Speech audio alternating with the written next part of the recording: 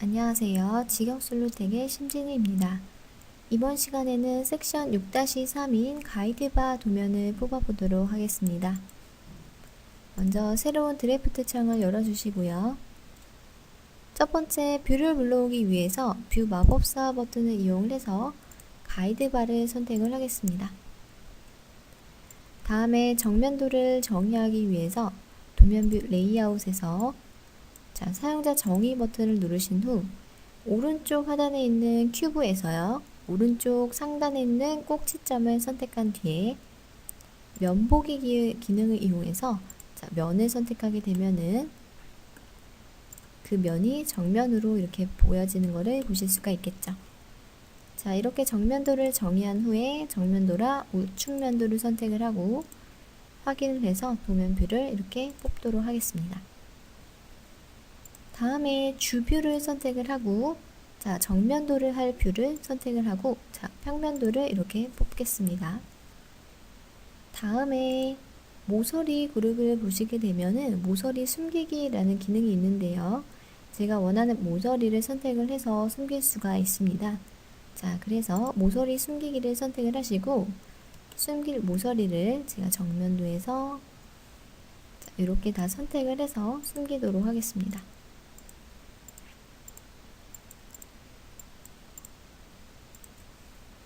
다음 우측면도에서도 마찬가지로 이 두 개의 라인을 숨기도록 하겠습니다. 자, 여기까지 하셨으면은 잠깐 이 모서리 기능을 알아보도록 하겠습니다. 다음 예제를 열어서 설명을 드릴게요. 자, 먼저 모서리 그룹에 보시게 되면은 모서리 표시, 모서리 숨기기, 모서리 페인터 이렇게 세 가지가 있는데 먼저 모서리 표시를 누르게 되면요. 이렇게 분홍색으로 나오게 되는 모서리들이 있습니다.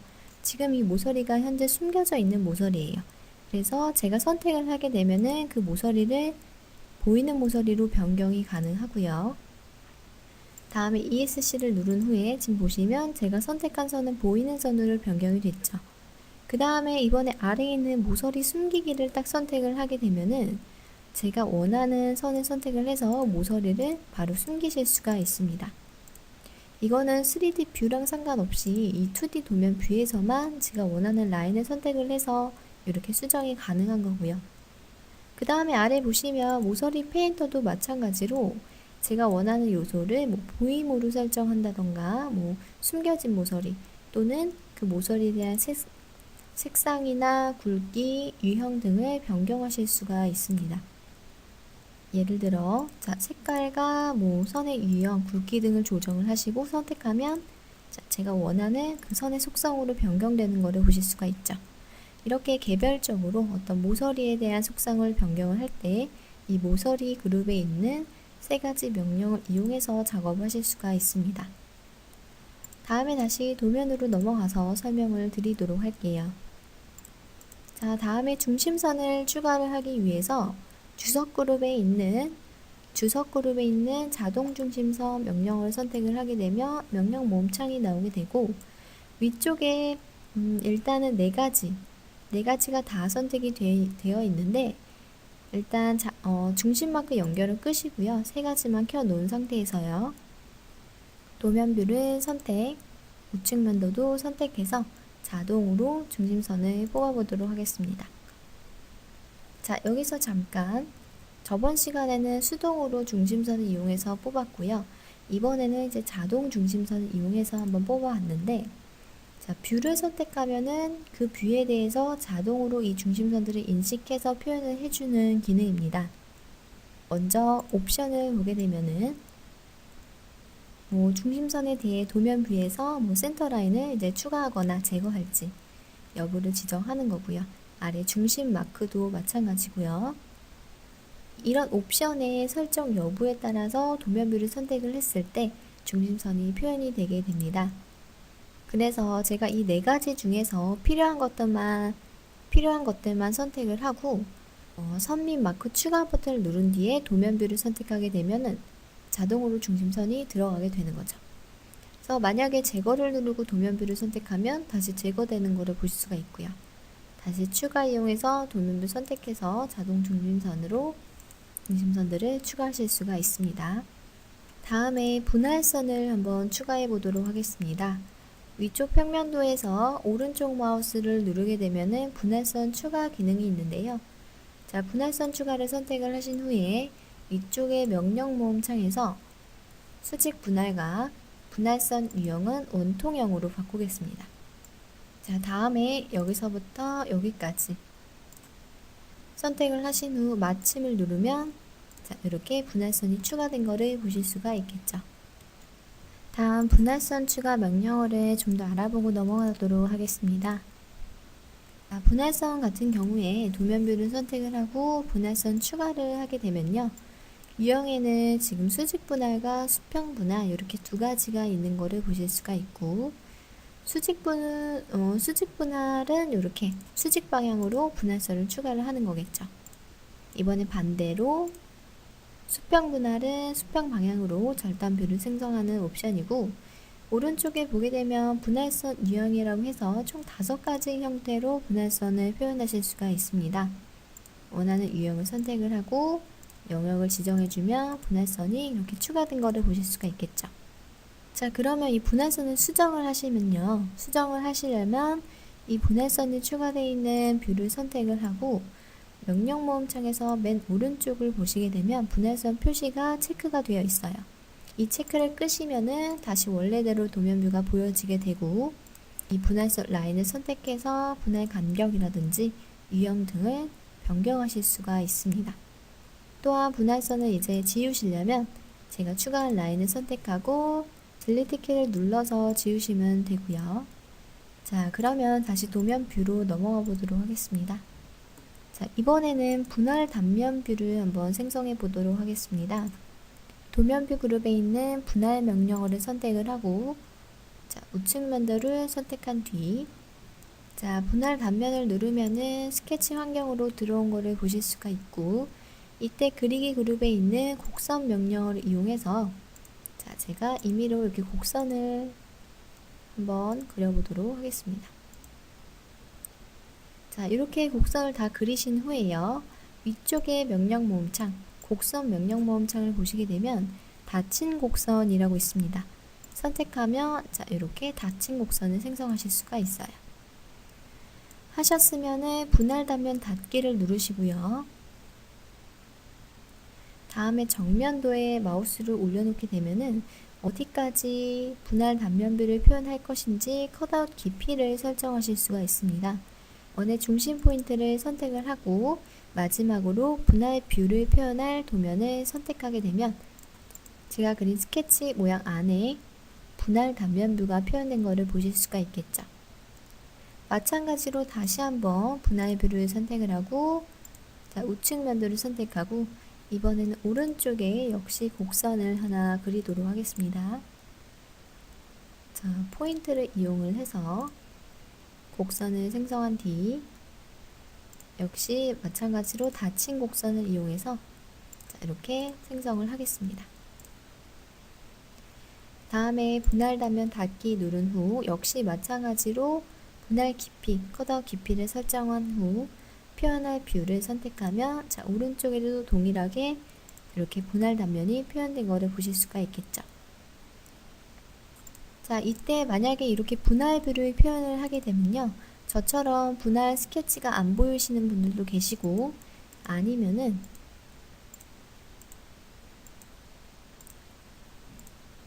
이렇게 표현되시는 분들도 계실 거예요. 이럴 때에는 뷰를 선택을 하고 등록 정보에 들어가셔서 분할된 단면뷰 프로파일 표시 체크를 끄시면 됩니다. 자, 끄시면은 자, 이렇게 분할 단면뷰만 나오게 되는 거를 보실 수가 있겠죠. 다음 분할 명령을 한 번 더 알아보고 넘어가도록 하겠습니다. 먼저 제가 어셈블리 도면 하나 뽑아 놨는데요. 자, 분할을 다시 한번 해보도록 할게요. 분할 명령어에는 총 이렇게 4단계로 이루어져 있는데 첫 번째 프로파일을 그릴 도면 뷰를 선택을 합니다. 자, 정면도를 선택을 하고 예를 들어 제가 라인을 이용해서 제가 스케치를 이 작성한 모양과 깊이만큼 어떤 단면 뷰를 표현을 하는 그런 기능이에요. 자, 그래서 제가 원하는 영역을 선택을 하고 분할 단면 닫기를 누르게 되면은 자, 컷아웃 깊이라고 해서 어디까지 자를 것인지 그 깊이를 지정을 하게 됩니다. 그래서 원하는 깊이를 선택을 하고 제가 이제 이 분할 단면뷰를 표현할 뷰를 마지막으로 선택하게 되면은 자, 제가 그린 그 스케치 모양과 깊이만큼 분할 단면뷰가 표현된 거를 보실 수가 있겠죠. 이때 이 단면뷰를 이제 표현을 하려면 자, 지금 분할 단면뷰가 표현되어 있는 뷰를 선택을 하고요. 등록 정보에 가시게 되면은 분할된 단면뷰 프로파일 표시라는 게 있어요. 자, 요거를 체크하게 되면은 제가 그렸던 요 라인이 나오기 때문에 이 라인을 선택해서 스케치 단계로 들어가서 스케치도 수정하실 수 있고 아니면은 컷아웃 깊이를 수정하실 수가 있습니다. 자, 다시 이 단면 뷰는 등록 정보에서 표시를 체크해서 끄시면 되겠죠. 자, 이렇게 내가 원하는 깊이 스케치를 작성하고 원하는 깊이까지 표현을 해서 단면뷰를 표현하실 수가 있습니다. 자, 그러면 다시 도면뷰로 넘어가서 이번에 치수를 뽑아 보도록 하겠습니다. 스마트 치수를 이용해서 자, 위쪽에 있는 라인과 라인을 선택해서 자, 위쪽에 있는 라인과 아래쪽에 있는 라인을 선택해서 치수를 뽑고요. 자, 다음에 위쪽에 있는 평면도에 원홀을 선택해서 제가 반경값으로 표현을 하겠습니다. 자, 그 다음 아래쪽에 있는 뷰를 확대를 해서 역시 동일하게 치수를 뽑아주시면 돼요. 이렇게 치수 뽑으시고 전체 치수도 뽑아주시고요.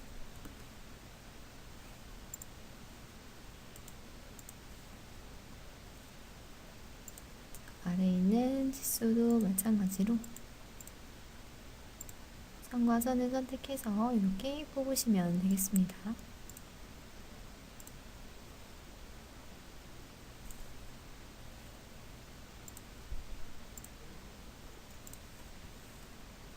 자, 다음에 이 원통형에 대해서 직경 치수를 배치하기 위해서 제가 접두어 파일을 추가를 하겠습니다. 자, 이렇게 스마트 치수를 이용하셔도 되고 아니면은 저번 시간에 배웠던 대칭 직경을 이용해서 표현을 하셔도 되겠죠. 여기가 아니네요. 제가 잘못했네요. 자, 위쪽에 구멍을 적도를 추가를 해주시면 되겠습니다. 자, 여기서 잠깐 저희가 치수를 잴 때 보면은 치수에 이런 스냅이 잡히는 거를 보실 수가 있는데요. 자, 이런 치수 관계, 치수 정렬 관계에 대해서 좀 더 알아보고 넘어가도록 하겠습니다. 다음 예제를 보시게 되면은 ST8에 보시게 되면은 치수 그룹에 이 정렬 세트 유지라는 게 지금 현재 기본으로 켜져 있는 거를 보실 수가 있죠. 이 정렬 세트 유지라는 거는 치수를 잴 때, 선형 치수를 배치할 때 어떤 치수와 치수 사이의 정렬을 자동으로 맞춰주는 그런 기능인데요. 제가 스마트 치수 이용해서 어떤 선의 라인을 하나 뽑고요. 자, 그 다음에 라인을 뽑았을 때 지금 보시게 되면은 왼쪽에 있는 선에 마우스를 한번 올려두게 되면은 자, 이렇게 스냅이 잡히게 되면서 같은 선상의 치수를 잴 수 있게 되는 것을 보실 수가 있겠죠. 자, 선택하면 이렇게 두 개의 치수가 같은 선상의 치수가 배치된 것을 보실 수가 있고, 자, 이 라인을 선택해서 움직이면은 방금 스냅을 잡아서 움직인 치수는 같이 연결이 돼서 움직이는 것을 보실 수가 있어요. 오른쪽에도 마찬가지로 제가 다시 한번 자, 왼쪽에 있는 치수랑 뽑을 건데 역시 한번 스냅을 딱 잡고 나서 뽑게 되면은 자, 세 개의 치수가 이번에 같이 움직이는 거를 보실 수가 있죠.